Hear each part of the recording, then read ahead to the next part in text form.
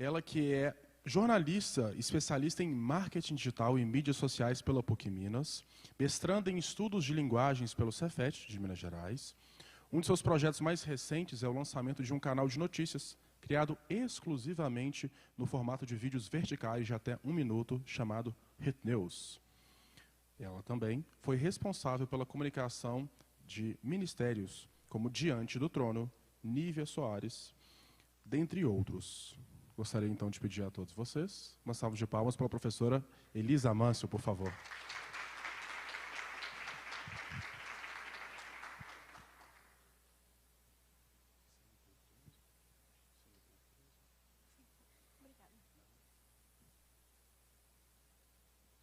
Bom dia. Quero dizer, antes de mais nada, que é uma grande honra estar com vocês aqui essa manhã de sábado. Sei como é desafiador para a gente, dentro de uma rotina, ao longo da semana, tirar um sábado para se aprofundar mais. Mas é um sábado diferente, é um sábado inspirador. Eu ouço falar da Rede Batista desde que eu era criança. Não tive a oportunidade de estudar na Rede Batista, mas eu tenho colegas excelentes pelo mundo inteiro que são frutos dessa instituição. E eu tenho um grande respeito por ela. Além disso, também sou convertida ao Evangelho e gostaria de comentar, há 20 anos eu sou membro da Igreja Batista da Lagoinha, sou ovelha do pastor Márcio Valadão. Então, eu estou aqui representando, de certa forma, a minha própria casa espiritual. Pessoal, eu trouxe uma apresentação e quero falar para vocês um pouquinho sobre educação e tecnologia. Eu me especializei nos últimos anos. Não sei se o slide já está disponível para a gente. O slide vai ficar aqui no meio, né? Eu trouxe algumas reflexões e algumas implicações para a gente poder refletir o nosso agir na área da educação. Como jornalista, eu comecei a atuar com comunicação ainda na época do Orkut. Alguns de vocês talvez tenham conhecido o Orkut. Comecei a trabalhar profissionalmente dentro dessa rede. E por incrível que pareça, sábado passado eu conheci o Orkut pessoalmente, lá em São Paulo, em um evento de tecnologia. Mas eu venho de uma geração que talvez alguns de vocês se identifiquem. Eu lembro que quando eu cheguei no início ali da minha pré-adolescência, minha mãe me disse assim: minha filha, se você quer ser alguém na vida, faça um curso de datilografia. E eu realmente fiz. Eu fiz esse curso de datilografia, me tornei uma exímia datilógrafa. Parece que alguém se identificou, né? Temos muitos datilógrafos aqui. Mas o que eu quero comentar com vocês é que, naquele tempo, a tecnologia... Pode sim. Pode sim. Atrapalha, pessoal, eu ficar aqui para vocês verem o slide? Então tá bom. Naquela época, a máquina de escrever era uma tecnologia de ponta. Né? E você entregar um trabalho na escola, na faculdade, datilografado, com fita dupla, preta e vermelha. Gente, isso era a inovação tecnológica daquela época. Eu tinha orgulho de datilografar os meus trabalhos e entregá-los datilografados. Né? Consultar uma Barça, deixar a identidade na biblioteca. Né? Mas eu estou aqui para mostrar para vocês que tem pouco tempo, gente, que isso aconteceu. Isso foi há 20, 30 anos atrás, 40 anos atrás. Não tem tanto tempo assim, se a gente parar para pensar dentro da história da humanidade. Mas por que estudar mídias na comunicação e na educação? Esse tem sido o meu desafio, o meu chamado. Eu falo que, mais do que minha profissão, é minha missão de vida. É despertar as pessoas para o uso consciente e eficiente do meio digital nos dias de hoje.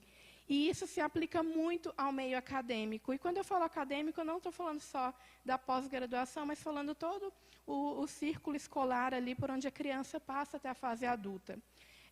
Essa apresentação, eu quero só tranquilizá-los, no final dela tem um QR Code que eu deixei para que vocês possam entrar no Google Drive, baixar esse material, para que vocês possam refletir mais sobre isso pós-evento. Eu tenho os meus contatos, a gente vai poder conversar muito mais sobre isso. Então, esse material está disponível para vocês. Opa, eu desliguei aqui, desculpa. Além de atuar na área de comunicação, Eu sou autora de 2 livros, o Mídias Sociais na Igreja e Comunicando o Reino, que são livros que falam da comunicação já como um desafio para um nicho específico, que é o segmento religioso. Mas, nos últimos anos, eu tenho me empenhado mais na área de educação. Como isso tem acontecido?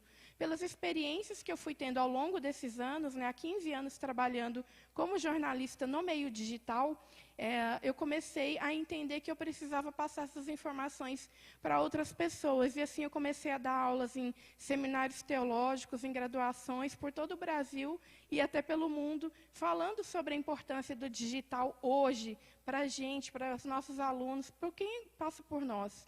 Nós temos uma responsabilidade sobre isso. Opa, de novo eu apertei aqui, mas vamos lá. Sobre o que a gente vai falar aqui, nós vamos ser bem objetivos.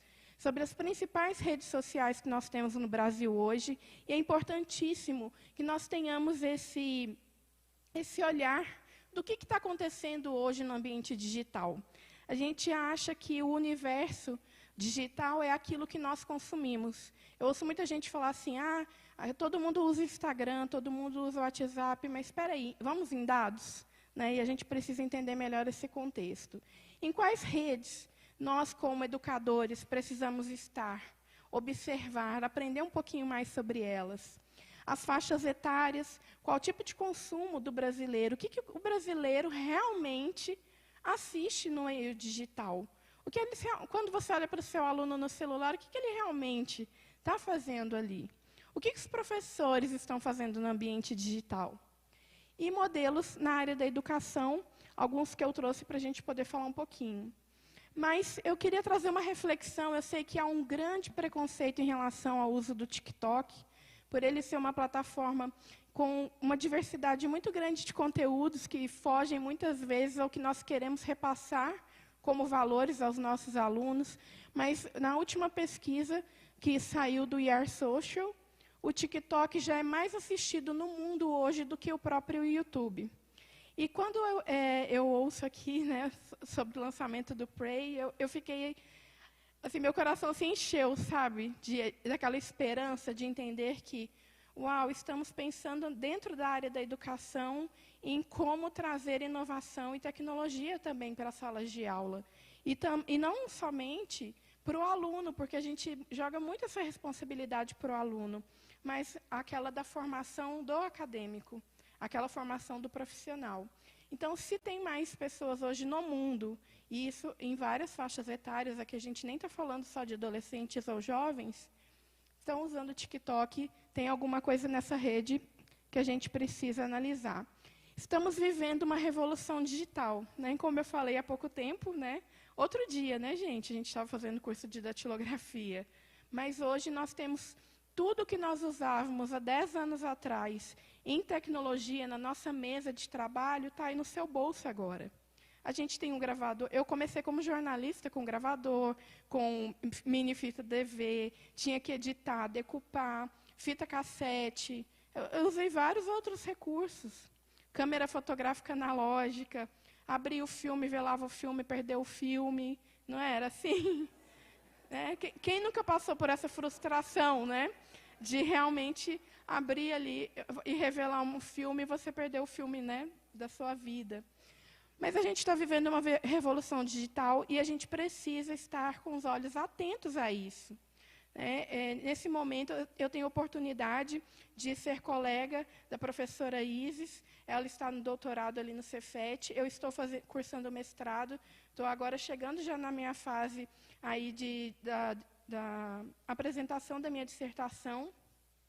Estou trabalhando no meu projeto no mercado editorial. Minha linha de pesquisa são livros. E não somente livros impressos. A gente está falando toda a cadeia produtiva do livro, do audiobook, do e-book, dos possíveis formatos de tecnologia que o livro ele tem ganhado e vai ganhar ainda ao longo dos anos. E aí a gente falando um pouquinho sobre dados, eu sei que essa parte vai ficar um pouquinho cansativo, mas é aqui que vocês vão entender como é importante vocês estarem aqui hoje, como é importante vocês terem uma ideia do que está acontecendo hoje na internet. Quando a gente fala de inovação, tudo se passa pelo ambiente digital. Quando a gente fala de neurociência, nós estamos passando pelo digital. Na área de educação, nós temos falado muito sobre multiletramento e multimodalidade, que é exatamente a gente levar recursos, tanto para os professores, né, os educadores, toda a linha da educação, mas também conseguir levar esse reflexo para os alunos. Essa semana eu li uma pesquisa interessantíssima, que foi desenvolvida aqui em Belo Horizonte, em uma escola federal, um instituto federal, em que os alunos do 2º e do 3º ano do ensino médio, eles têm a preferência de ler livros impressos. Quando que nós íamos imaginar isso? Foi uma pesquisa, foi desenvolvida e foi publicada. E eu li e fiquei pensando, que interessante, como assim, né? A gente vê os jovens estão ali, conectados no celular o tempo todo. E uma das perguntas era, o que você carrega na mochila? Estavam os livros. Mesmo que eles estejam no celular, eles estão com os livros. Então, a gente precisa refletir um pouquinho melhor com dados, para a gente entender que há muito a se avançar. No Brasil, anualmente sai esse relatório do We Are Social em relação ao uso da internet no Brasil. Vou ser bem rápida sobre isso.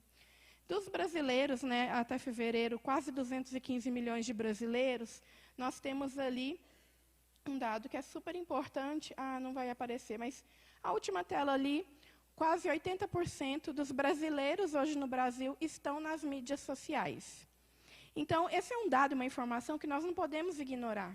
E o nosso comportamento como educador no ambiente digital conta muito. Porque é muito comum a gente cobrar das nossas instituições de ensino o posicionamento da nossa instituição, da escola, da rede, da faculdade. Mas e o meu papel como educador? Eu tenho sido um bom exemplo para os meus alunos no dia a dia, na prática? Então, a gente precisa fazer essas autorreflexões constantemente. 80% dos brasileiros nas mídias sociais é muita gente. Eu já conversei com pessoas que têm projetos, por exemplo, em tribos indígenas, em que a tribo inteira está no Facebook. E eles estão lá se conectando pelo Facebook, fazendo a selfie deles. O universo dessa tribo, gente, isso é no Maranhão, é o Facebook. Então, eu viajando pelo Brasil, eu tenho conversado com pessoas e vejo experiências incríveis. E como o conhecimento tem disseminado no meio digital.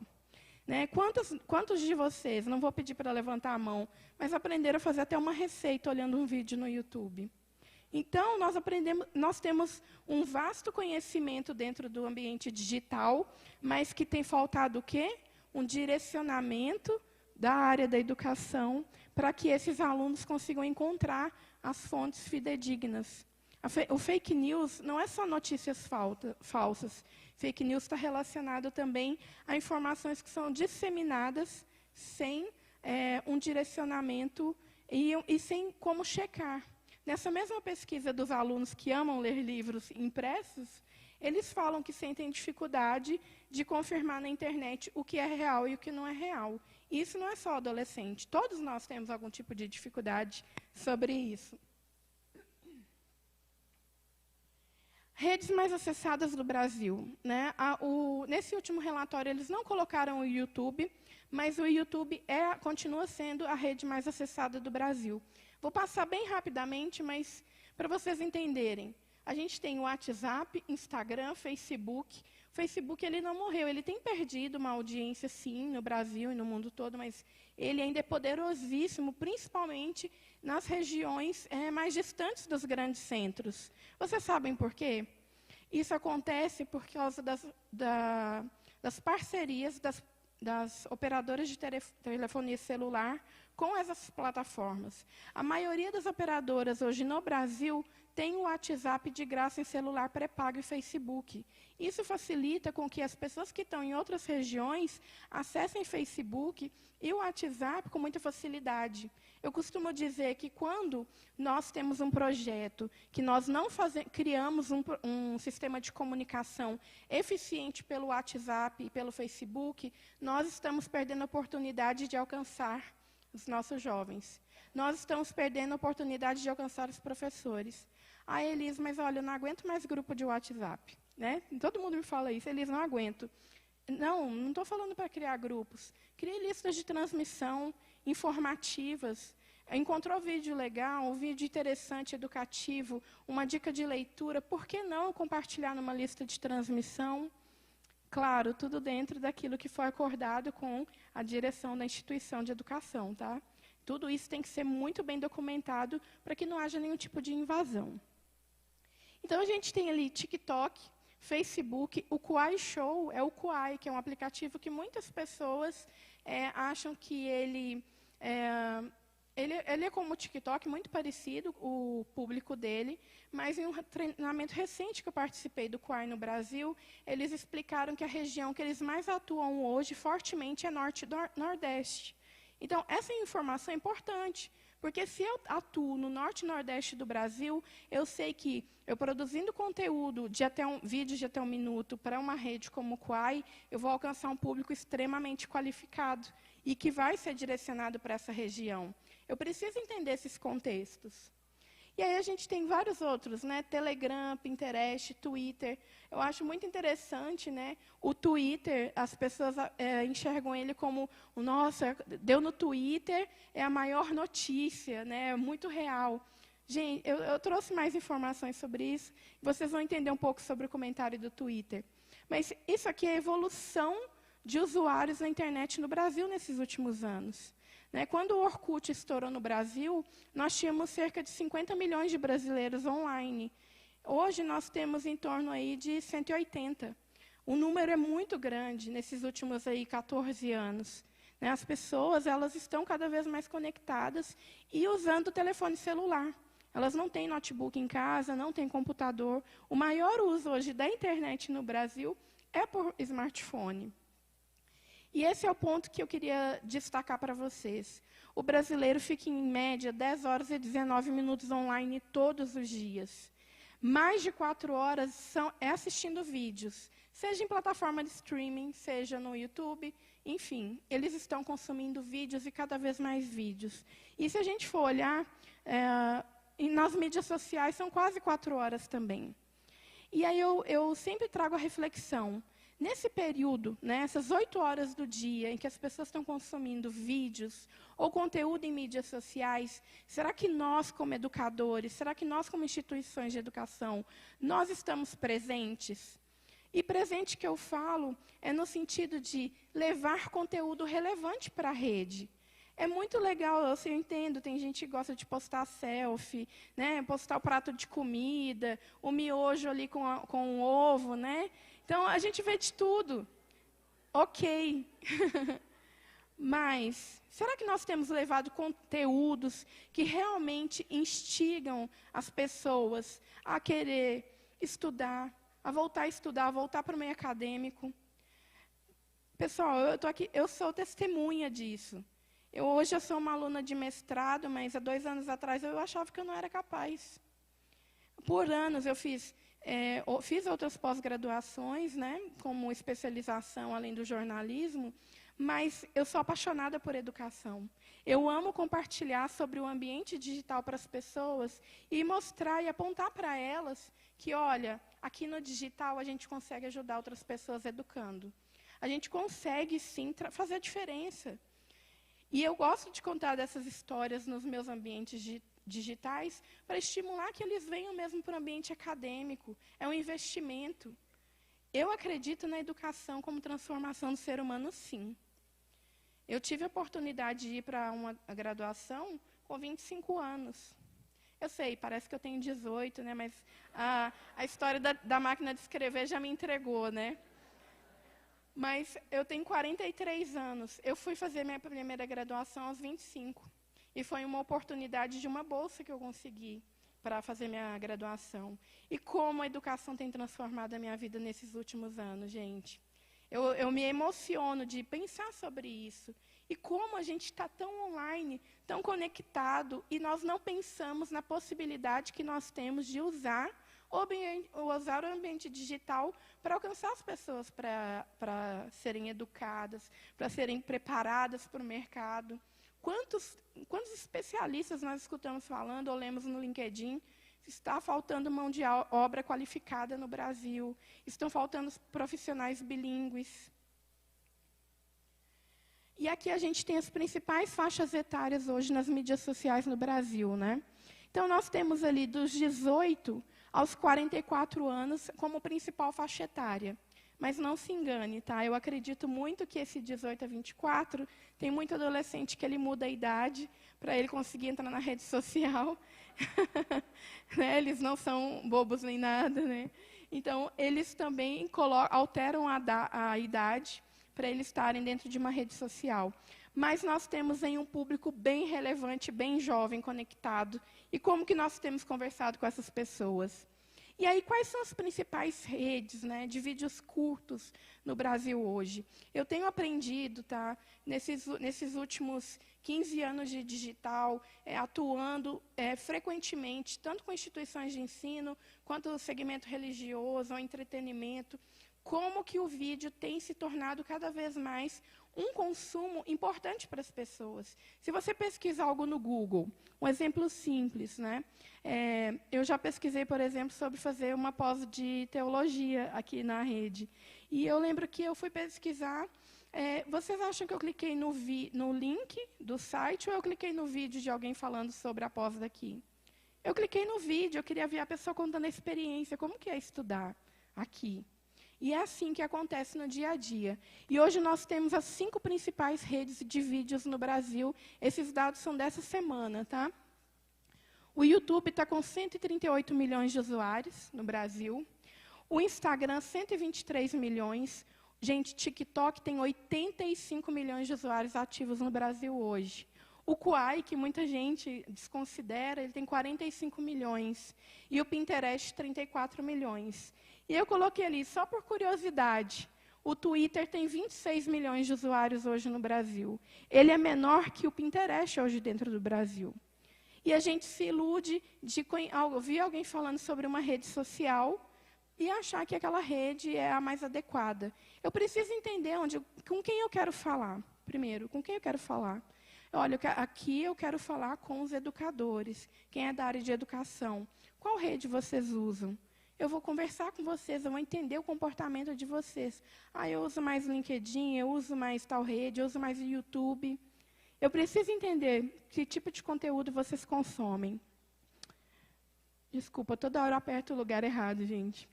Principais redes do Brasil. Aqui é só um comparativo, né, porque saem alguns dados a cada 3 meses do IAR Social, que eu vou filtrando, porque eles não estão separados para a gente. Mas o que a gente percebe? O YouTube continua no páreo, o Instagram perdeu usuários de julho para agora, outubro. Esses dados são dessa semana. Facebook também perdeu usuários. TikTok ganhou usuários. LinkedIn ganhou usuários. Pinterest também ganhou usuários. E o Twitter ganhou usuários. Obrigada. Então, nós temos aqui uma queda ali no topo, apesar do YouTube se manter. Está dando para pegar, pessoal? Sim? Porque isso é muito importante, a gente entender esse comportamento dentro das redes sociais. Para eu entender como que eu me encaixo dentro desse sistema para que eu possa me comunicar melhor. É o que eu sempre digo, eu preciso ir além da cobrança da instituição onde eu estou inserida. Eu preciso entender que o meu papel como cidadã individualmente, é muito importante dentro desse ecossistema de comunicação online. Não é sobre quantidade de conteúdo publicado, mas é sobre qualidade. Muita gente me pergunta assim, Elis, quantos posts eu tenho que fazer por dia para alcançar esses jovens, para alcançar... Não tem quantidade, é qualidade.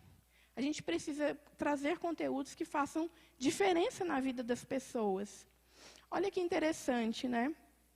Quando a gente olha em dados aqui, o Brasil, vídeos online, né? Para aprender alguma coisa. O Brasil pesquisa mais sobre aprender coisas do que a Itália, por exemplo. O Brasil está no topo de buscas de conteúdo. As pessoas estão em busca de informação, de aprender algo. Eu já fiz várias aulas online de diversos temas, principalmente agora do mestrado, né? Eu quero ouvir opiniões de outros pesquisadores. Então, o brasileiro ele tem interesse, ele está ali no topo das buscas de conteúdo de ensino. Seu conteúdo transforma a vida de alguém? Então, eu quero deixar para você essa reflexão. O que vocês produzem hoje na internet impacta a vida das pessoas? Você tem vontade de impactar a vida de outras pessoas? Parte daí. E aí eu trouxe alguns exemplos de canais que provavelmente vocês já ouviram alunos falando, talvez não seja novidade, mas são canais que trazem e agregam bastante na vida dos jovens hoje no ambiente acadêmico. O exemplo do Manual do Mundo, do Iberê Tenório, né?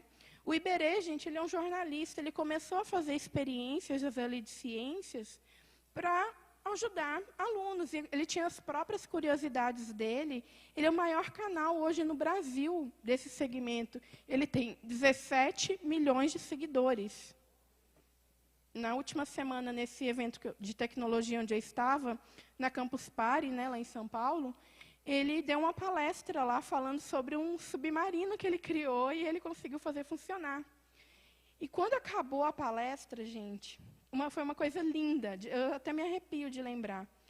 A quantidade de crianças que estavam no evento que saíram correndo atrás dele para abraçar ele, tirar foto com ele. As crianças são gratas. Os alunos são gratos por aquelas pessoas que fazem diferença na vida deles. Sabe? E eu espero muito que vocês saiam desse dia inteiro e intenso de conteúdo e de tanto conteúdo relevante, inspirados a serem essas pessoas. Aí, como eu lembro da minha professora da 3ª série, falando comigo, você escreve muito bem, eu acredito que você seria uma ótima jornalista. Eu sempre lembro dela, na 3ª série. Eu nunca mais tive contato, porque eu morava em São Paulo, nunca encontrei ela na internet. Mas ela marcou minha vida. Então, eu acredito que vocês foram chamados aqui hoje para marcar a vida de pessoas. Então, nós temos o Manual do Mundo, tem o Descomplica, né, que é um canal que traz uma infinidade de conteúdos também. Eles têm mais de 4 milhões de inscritos no YouTube. E não é só isso. Olha, eles estavam fazendo, na hora que eu fiz o print, eles estavam fazendo uma aula de aquecimento para o Enem. Olha que serviço que eles estão prestando para a comunidade. E eu não estou falando que nós vamos ter que também criar um canal, calma, não é isso, mas nós podemos, e como autoridade dentro de uma instituição de educação, direcionar melhor nossos alunos, de repente fazer algum tipo de filtro para que eles tenham interesse de fato de estarem na área da educação. O Sandro Curió, deve ser conhecido principalmente dos professores aí de matemática. O Sandro, ele estourou dentro do TikTok, com dicas rápidas de até 1 minuto, ensinando fórmulas, resoluções. E eu acho assim, incrível a maneira e a didática que ele tem de conseguir passar um conteúdo ali em 1 minutinho, tirar uma dúvida simples, que às vezes o aluno, na sala de aula, ele até se sente constrangido em perguntar. Então, o Curió é um canal excelente. Ele tem 1 milhão de inscritos só no YouTube. Um ponto importante, quando você olha para o YouTube, ele não são só números de seguidores. Gente, eles estão monetizando esse conteúdo, eles estão recebendo financeiramente por esse conteúdo que eles estão produzindo. E eles estão reequipando todo o arsenal que eles precisam de câmera, microfone, iluminação, estúdio, reinvestindo em edições de qualidade.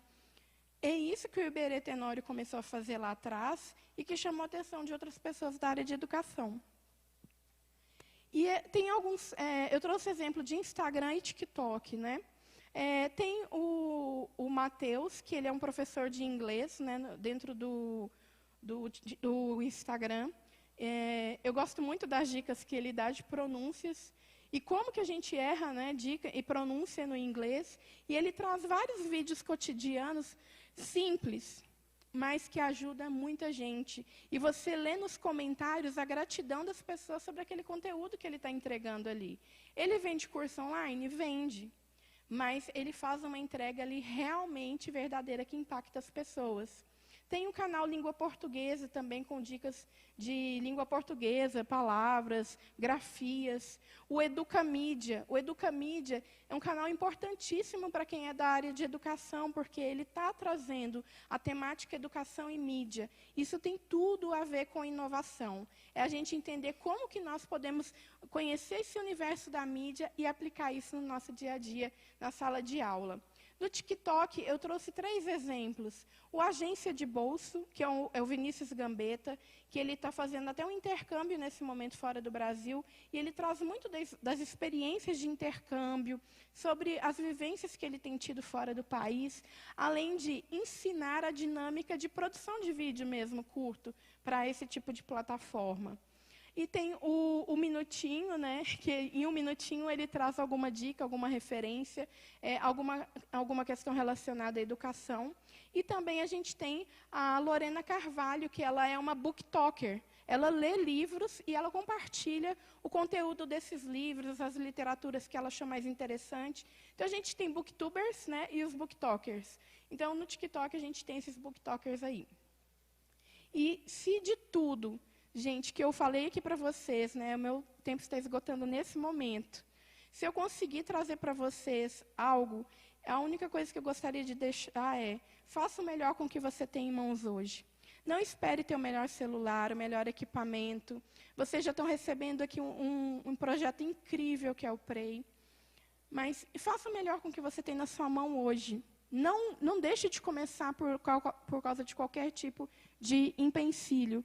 Avance, sabe? A área de educação, eu acredito que é o caminho para o nosso país, sabe? Eu acredito que é assim que nós vamos contribuir para a educação de outras pessoas.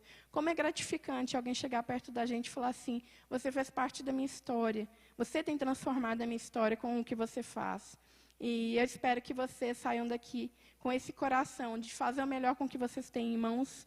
E o digital está aqui para a gente poder usar ele melhor. E, no mais, contem comigo. Nesse QR Code, vocês têm a apresentação. Eu deixei um outro arquivo, que é uma lista de ferramentas online, para quem quiser aprender a editar vídeo, foto. Deixei uma série de conteúdos lá para quem gosta de acompanhar. E espero de todo o meu coração e que Deus possa abençoar vocês e vocês possam avançar, mesmo para que alcance nossas crianças e os nossos jovens. Deus abençoe.